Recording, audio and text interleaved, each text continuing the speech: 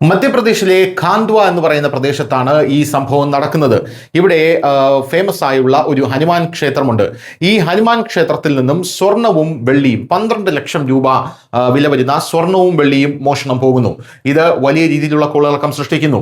24 മണിക്കൂറിനകം ഈ പ്രശ്നം പരിഹരിക്കണം എന്ന് അവിടെ പോലീസിനോട് അവിടെയുള്ള ഭക്തർ നിർദ്ദേശം നൽകുന്നു.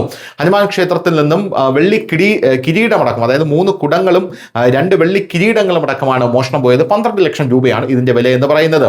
ഖണ്ഡ്വ പോലീസ് ഹനുമാൻ ക്ഷേത്ര മോഷണ കേസ് 24 മണിക്കൂറിനകം തെളിയിച്ചു എന്നുള്ളതാണ് പ്രധാനപ്പെട്ട കാര്യം. ക്ഷേത്രത്തിൽ അതിക്രമിച്ചു കയറി വെള്ളി മോഷ്ടിച്ച അമീർ ഖാൻ എന്ന് പറയുന്ന ഒരു വ്യക്തിയാണ് അറസ്റ്റ് ചെയ്തിരിക്കുന്നത്. 1.2 ദശലക്ഷം രൂപയുടെ സാധനങ്ങൾ ഇയാളിൽ നിന്ന് കണ്ടുകെട്ടുകയും ചെയ്തു എന്നുള്ള റിപ്പോർട്ടുകൾ പുറത്തു വരുന്നു. മൊഘാട്ട് പോലീസ് സ്റ്റേഷൻ പരിധിയിലുള്ള കിഷോർ നഗറിലെ ഹനുമാൻ ക്ഷേത്രത്തിൽ നിന്ന് അമീർ ഖാൻ വെള്ളി ആഭരണങ്ങളും വിഗ്രഹങ്ങളും മോഷ്ടിച്ചു.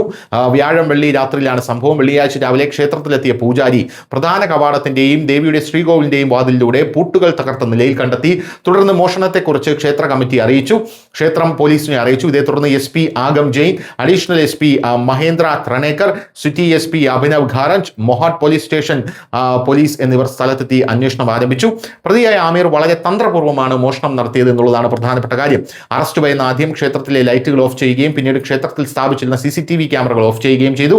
മാത്രമല്ല CCTVയുടെ DVR പോലും അയാൾ ഫോർമാറ്റ് ചെയ്തു. എന്നാൽ അവർ പറയുന്നത് പോലെ നിയമത്തിന് വളരെ ദൂരെയാണ് പ്രാബല്യമുള്ളത്. ഒടുവിൽ കോളനിയിൽ സ്ഥാപിച്ചിരുന്ന CCTV ക്യാമറകൾ പരിശോധിച്ച പോലീസ് ദൃശ്യങ്ങളിൽ സംശയാസ്പദമായ ഇയാളെ കണ്ടെത്തുകയായിരുന്നു. ഇതിനെ തുടർന്ന് പോലീസ് ആമീറിനെ അറസ്റ്റ് ചെയ്യുകയും കർശനമായി ചോദ്യം ചെയ്യുകയും ചെയ്തു.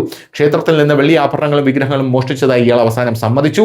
ഇന്നലെ വിവരം ലഭിച്ചതിനെ തുടർന്ന് പോലീസ് സംഘം സ്ഥലത്തെത്തി സംഭവത്തെക്കുറിച്ച് വിശദമായി അന്വേഷിച്ചു വരികയാണെന്ന് ഖണ്ഡ്വ SP ആഗം ജെയിൻ പറയുകയും ചെയ്തു. News desk news Malayalam.